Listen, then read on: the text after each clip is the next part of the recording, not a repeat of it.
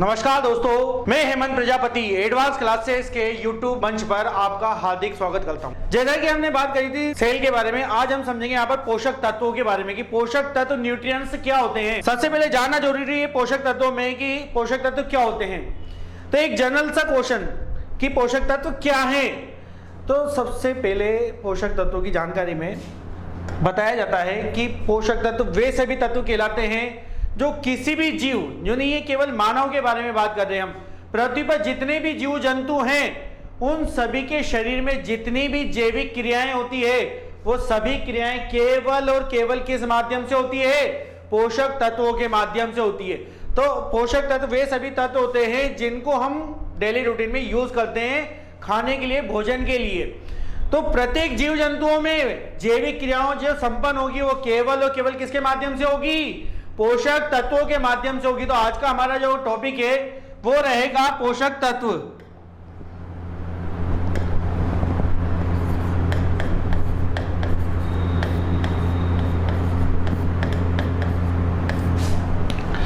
तो दोस्तों यहां पर बात करते हैं पोषक तत्वों में कि कौन कौन से पोषक तत्व है जो हमारे शरीर के लिए उपयोगी है और हमारे शरीर को एनर्जी देते हैं, हमारे शरीर का विकास करते हैं, हमारे को जैविक क्रियाएं करने के लिए हमको प्रेरित करते हैं। तो यहां पर पोषक तत्वों में सबसे फर्स्ट नंबर पर हम जानेंगे कार्बोहाइड्रेट के बारे में।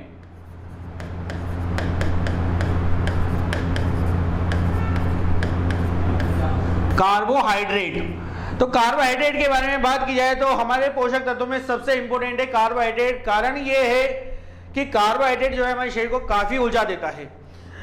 सबसे पहले जान लेते हैं कि कार्बोहाइड्रेट किन तत्वों से मिलकर बना हुआ है, कौन कौन से तत्व कार्बोहाइड्रेट में सम्मिलित होते हैं। तो कार्बोहाइड्रेट में होता है कार्बन, हाइड्रोजन और ऑक्सीजन। अगर कार्बन, हाइड्रोजन और ऑक्सीजन इन तीनों के यदि रेशो को, एक रेशो आपको पेपर में बताया जाता है कि इनका कितना रेशो, तो कार्बन का होना चाहिए 1, हाइड्रोजन का होना चाहिए 2 अणु और ऑक्सीजन के होने चाहिए 1 अणु। तो कार्बन, हाइड्रोजन और ऑक्सीजन यदि इनको 1:2:1 के अनुपात में मिला दिया जाए तो निर्मित होता है कार्बोहाइड्रेट। तो आपको हमेशा ध्यान रखना है कार्बोहाइड्रेट कार्बन, हाइड्रोजन और ऑक्सीजन से मिलकर बना होता है। अब बात करते हैं कि कार्बोहाइड्रेट को, जैसा कि हम पोषक तत्वों में बात कर रहे हैं सबसे फर्स्ट नंबर पर, तो जानते हैं कि इसको फर्स्ट नंबर पर क्यों रखा गया है। कार्बोहाइड्रेट जो है ये हमारे शरीर को काफी एनर्जी देता है। जैसे कि बात की जाए तो लगभग हमारे शरीर को 50 to 70% जो एनर्जी प्राप्त होती है वो केवल और केवल किससे होती है? कार्बोहाइड्रेट से। कार्बोहाइड्रेट की 1 ग्राम मात्रा के बारे में भी पेपर में कई बार क्वेश्चन आपको मिलेगा कि कार्बोहाइड्रेट की यदि 1 ग्राम मात्रा के बारे में बात की जाए तो कार्बोहाइड्रेट की 1 ग्राम मात्रा कितनी एनर्जी को मुक्त करती है। तो 1 ग्राम के बारे में बात की जाए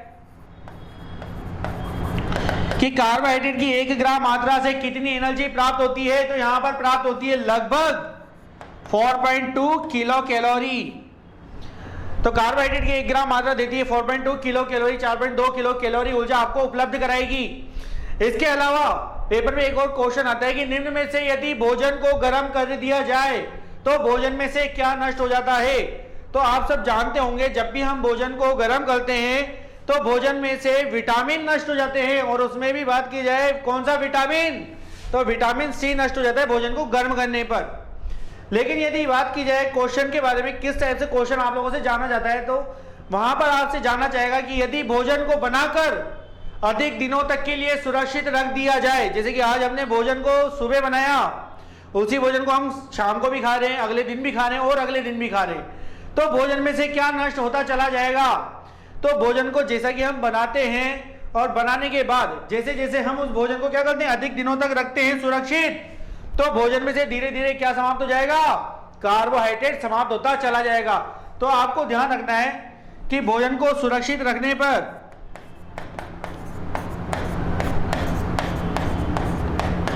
क्या नष्ट हो जाएगा? यहां पर भोजन में से कार्बोहाइड्रेट समाप्त हो जाएगा।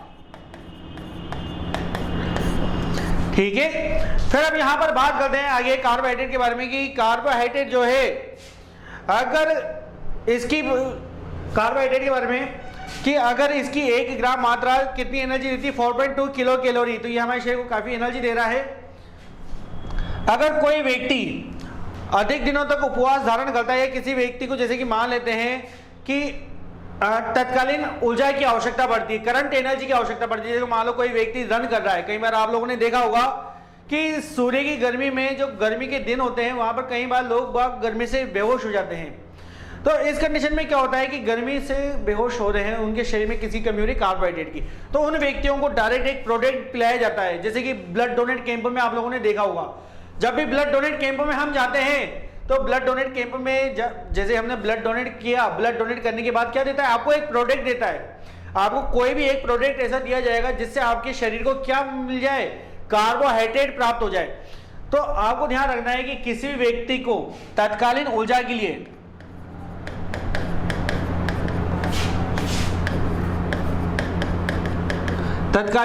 के लिए हमेशा केवल और केवल क्या दिया जाएगा, कार्बोहाइड्रेट का ही कोई प्रोडक्ट दिया जाएगा या ग्लूकोज दिया जाएगा, आप डायरेक्ट कह सकते हो। तो ये आपको यहां पर ध्यान रखना है कि तत्कालीन ऊर्जा के लिए हमेशा दिया जाता है कार्बोहाइड्रेट।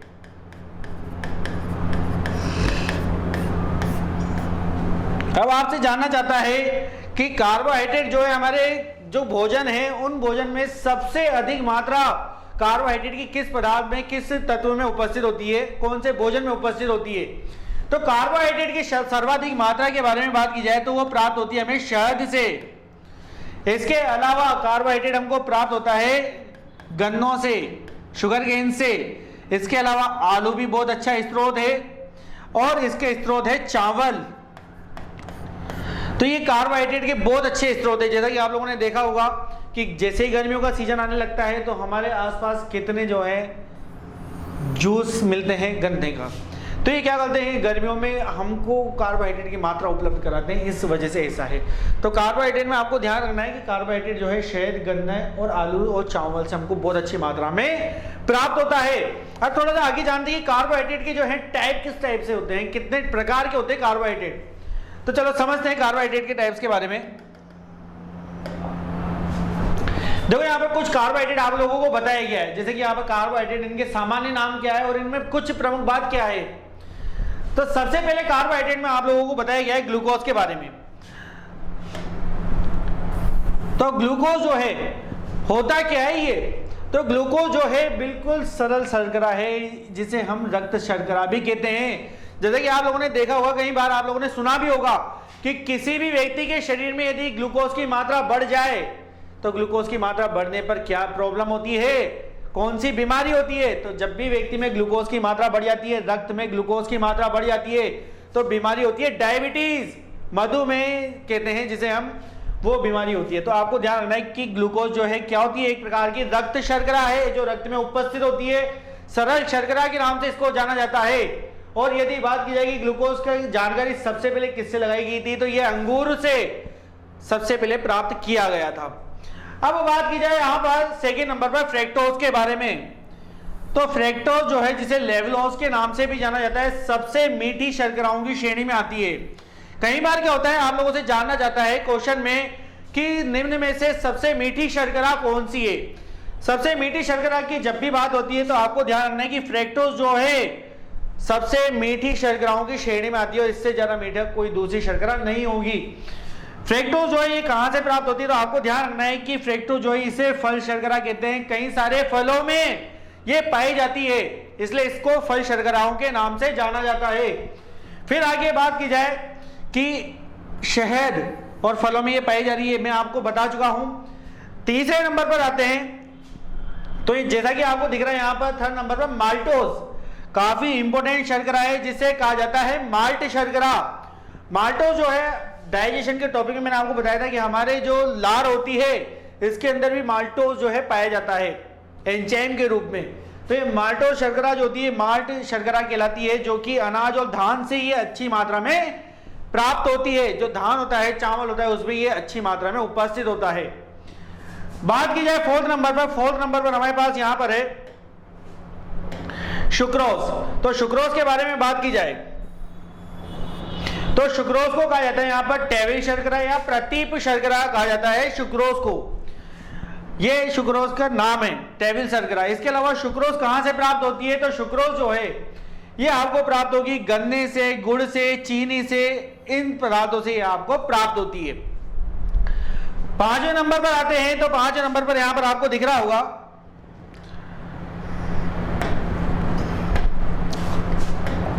तो 5वें नंबर पर आपको दिख रहा है लैक्टोज।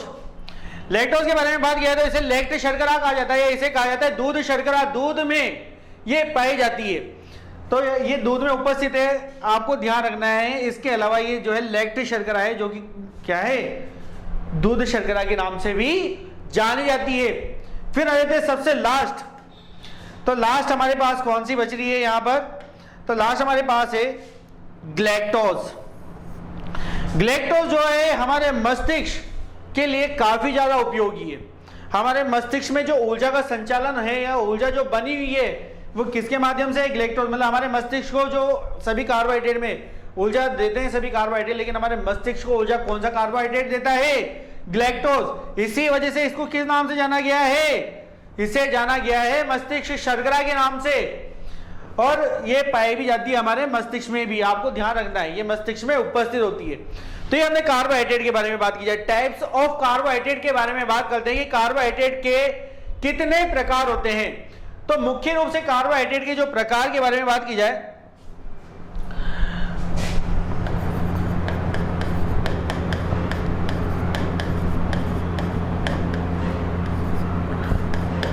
तो कार्बोहाइड्रेट के बारे में बात की जाए तो मुख्य रूप से इसके जो टाइप बने हुए हैं वो हैं टोटल 3 टाइप। तो 3 टाइप के होते हैं कार्बोहाइड्रेट। सबसे पहले टाइप के बारे में बात की जाए कि सबसे फर्स्ट टाइप कौन सा होता है कार्बोहाइड्रेट में, तो सबसे फर्स्ट नंबर पर बात की जाए कार्बोहाइड्रेट के टाइप में, तो सबसे फर्स्ट नंबर पर होता है मोनोसेकेराइड।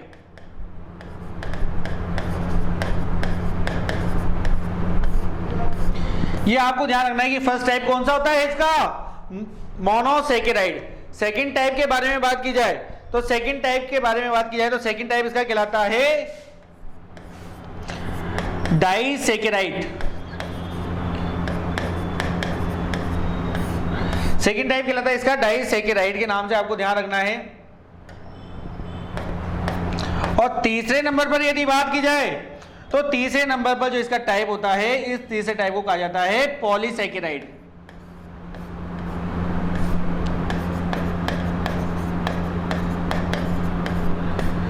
तो कार्बोहाइड्रेट के जो है आपके सामने 3 टाइप हो चुके हैं यहां पर, मोनोसेकेराइड, डाइसेकेराइड और पॉलीसेकेराइड।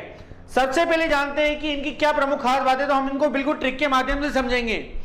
इनके जो आपको काउंटिंग दिख रही है फर्स्ट, सेकंड और थर्ड, काफी इंपॉर्टेंट काउंटिंग है ये यहाँ पर। जैसे कि बात की जाए फर्स्ट काउंटिंग में, आपको मोनोसेकेराइड में याद रखना है कि मोनोसेकेराइड को हमने फर्स्ट नंबर पर रखा हुआ है। इसका मतलब मोनोसेकेराइड में केवल और केवल आप एक छोटी सी बात को ध्यान रखो कि जो भी कार्बोहाइड्रेट सिंगल है या केवल और केवल एक ही पदार्थ से मिलकर बने हुए वो सारे कार्बोहाइड्रेट किस में जाएंगे? मोनोसेकेराइड में। मतलब एक ही टाइप के कार्बोहाइड्रेट जो भी होंगे वो सारे किस में आ जाते हैं? मोनोसेकेराइड में। सेकंड टाइप के बारे में बात की जाए तो सेकंड टाइप जो होता है इसके अंदर 2 से अधिक कार्बोहाइड्रेट होते हैं। 2 से अधिक कार्बोहाइड्रेट यदि होंगे तो वो क्या हो जाएंगे? डाइसेकेराइड। और यदि एक ही प्रकार के होंगे तो वो क्या कहलाएंगे? मोनोसेकेराइड। और तीसरे नंबर पर बात की जाए तो तीसरे नंबर पर आप ध्यान रखना कि 3 से अधिक, ठीक है।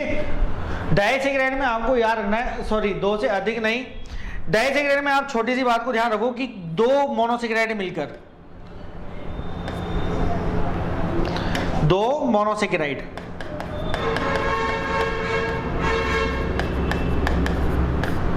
ठीक है। तो 2 मोनोसेकेराइड इसके अंदर एक ही प्रकार के, और इसके अंदर जब 2 मोनोसेकेराइड मिलेंगे डाइसेकेराइड मिलेंगे। इसके अलावा इसके अंदर पॉलीसेकेराइड में 3 से अधिक यदि कार्बोहाइड्रेट हो या मोनोसेकेराइड हो तो ये निर्माण करते हैं पॉलीसेकेराइड के बारे में। तो कार्बोहाइड्रेट के हमारे पास 3 टाइप है। इनमें से कई बार क्वेश्चन आता है कि निम्न में से कौन सा कार्बोहाइड्रेट जो है मोनोसेकेराइड है, कौन सा डाइसेकेराइड है, कौन सा पॉलीसेकेराइड है। तो सबसे पहले जान लेते हैं हम मोनोसेकेराइड के बारे में कि मोनोसेकेराइड में कौन कौन से जो है हमारे पास आते हैं। तो मोनोसेकेराइड में सबसे फर्स्ट नंबर पर यहां पर आता है, सबसे फर्स्ट नंबर पर फ्रैक्टोज। फ्रैक्टोज जो है मोनोसेकेराइड में आता है, एक ही प्रकार के कार्बोहाइड्रेट से मिलकर बना हुआ है। फिर इसके अलावा यहां पर आता है दूसरे नंबर पर ग्लैक्टोज, सेकेंड नंबर पर ग्लैक्टोज। थर्ड नंबर पर आता है यहां पर ग्लूकोज,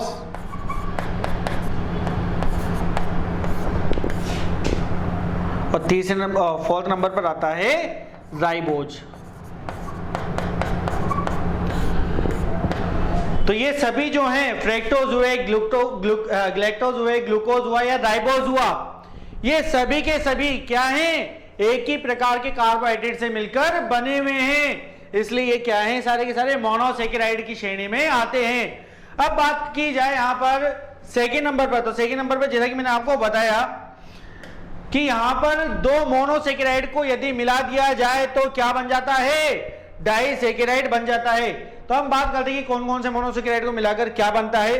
तो यहां पर सबसे पहले आपको ध्यान रखना है फर्स्ट नंबर पर कि मोनोसेकेराइड में क्या आता है। तो फर्स्ट नंबर पर आता है यहां पर माल्टोज।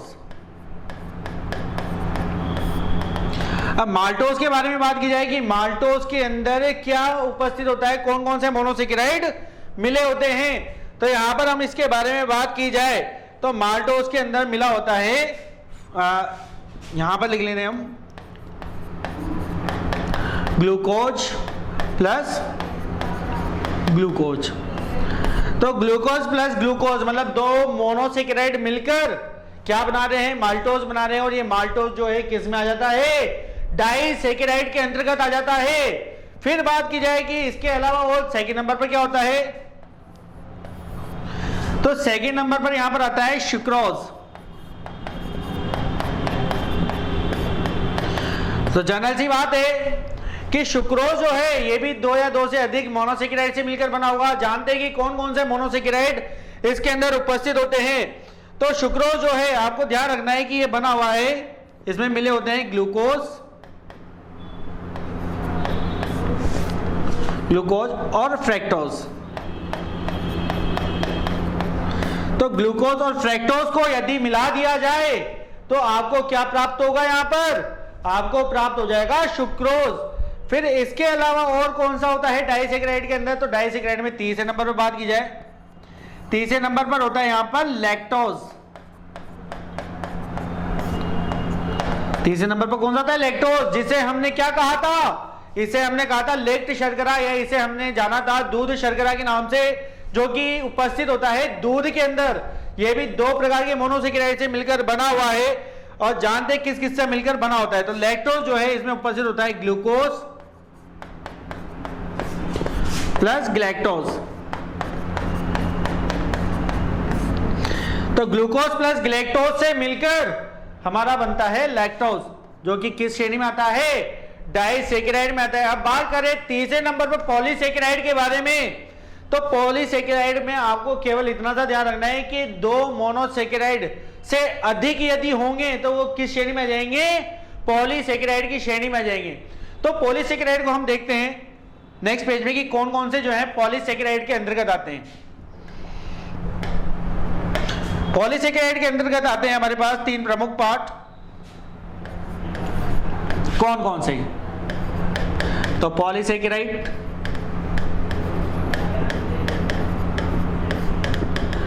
तो पॉलीसेकेराइड के अंदर सबसे फर्स्ट नंबर पर आपको ध्यान रखना है कि इसके अंदर सबसे फर्स्ट नंबर पर आती है स्टार्च। स्टार्च जो होती है वो इसमें फर्स्ट नंबर पर है। सेकंड नंबर पर यहां पर आपको ध्यान रखना है, जो कि मैंने आपको बताया था सेल्यूलोज के बारे में, तो सेकंड नंबर पर यहां पर आता है सेल्यूलोज।